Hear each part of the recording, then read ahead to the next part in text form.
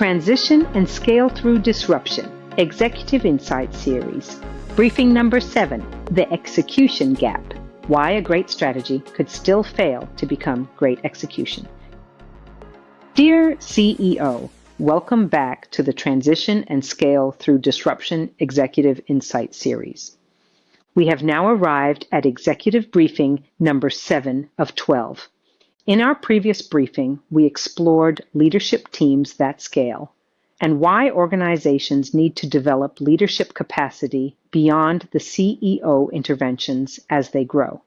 But building leadership capacity is only part of the equation, because even when the strategy is clear, the leadership team is aligned, and everyone understands what needs to happen, execution can still fall short. The strategy exists. The leadership team understands it. Everyone agrees it matters, and yet nothing moves fast enough. So why does this happen? That is what we call the execution gap.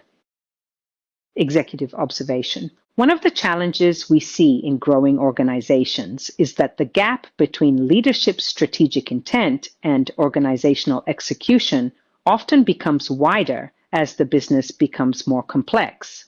At the top of the organization, the strategy may be perfectly clear.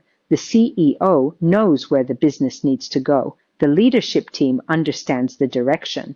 The priorities have been communicated. The plan has been approved, and still, projects stall.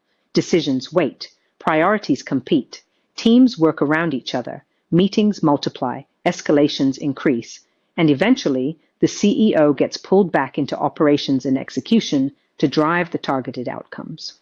The instinct is often to say, we need better execution. But execution is not simply about effort.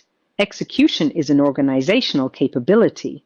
The real question the CEO needs to ask is, why is execution slow? And which capabilities are missing in the business or in the team that prevent them from driving outcomes at the right speed? The core problem.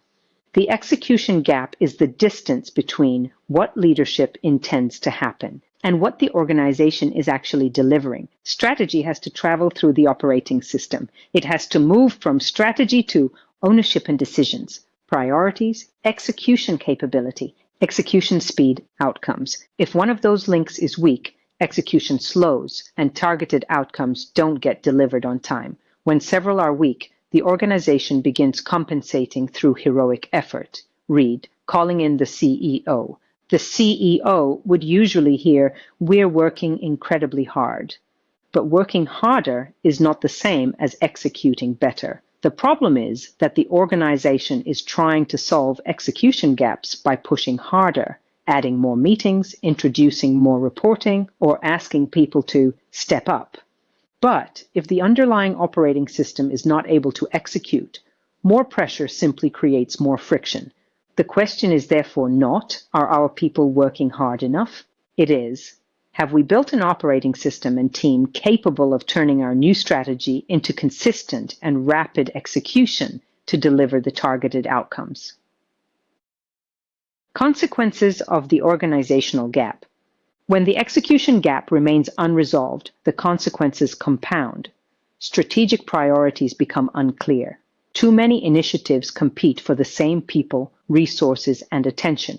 Decisions slow down. Issues move upward because decision rights and accountability are unclear.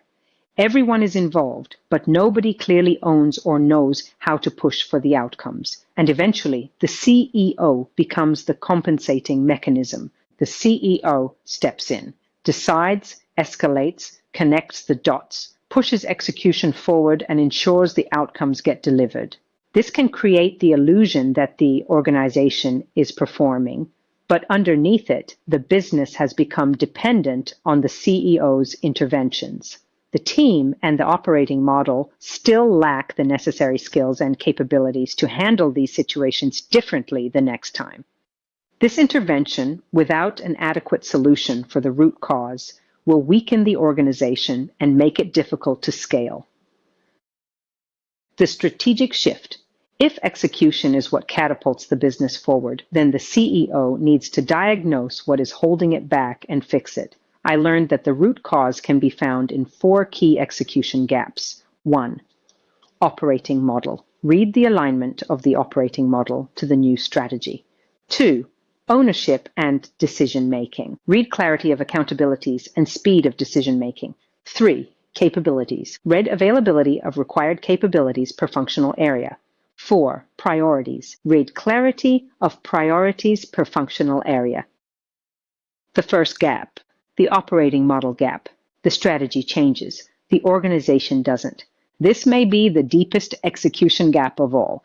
The company changes its strategic direction, but continues operating through old reward systems and incentives, old processes, old key performance indicators and process controls, old meetings, old reporting structures, old decision rights, old behaviors, and old resource allocation. The strategy says one thing. The operating model reinforces another, and the organization follows the operating model. The second gap, ownership and decision-making. When it is not clear who can decide what, nobody is sure who owns a decision, so it sits there for a while, then finally moves upward. The CEO reviews it, more data is requested, another meeting is scheduled, the decision is revisited. Meanwhile, the market has moved. The cost isn't simply the delay, it is the opportunity lost while the organization was deciding. The third gap, the capability gap. When a new strategy is brought to life, the organization does not usually have all the required capabilities to deliver it. A strategy can be completely logical and still be impossible for the current organization to execute. Perhaps the business needs new skills, technology capability, new processes, change capabilities, better data, greater management skills. Strategy without capability will never deliver adequate execution, and it definitely delays scaling. The fourth gap, the priority gap. When everything becomes important, nothing gets executed fast enough. The organization accumulates strategic initiatives. Departments add their own priorities to the strategic agenda. Urgent customer issues arrive. Operational problems appear. Suddenly, the organization is running 20 or 30 priorities.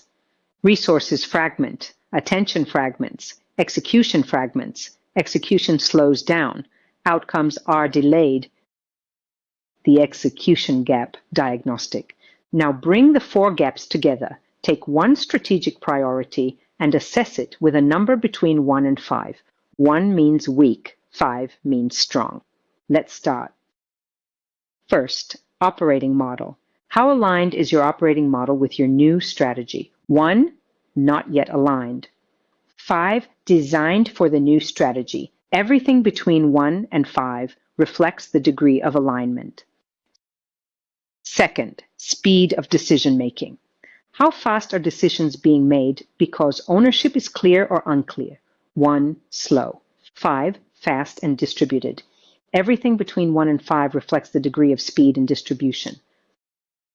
Third, required capabilities. How available are the capabilities required in each functional area to execute your strategy? 1, missing capabilities. 5, fully available. Everything between 1 and 5 reflects the degree of capability readiness. Fourth, clarity of priorities.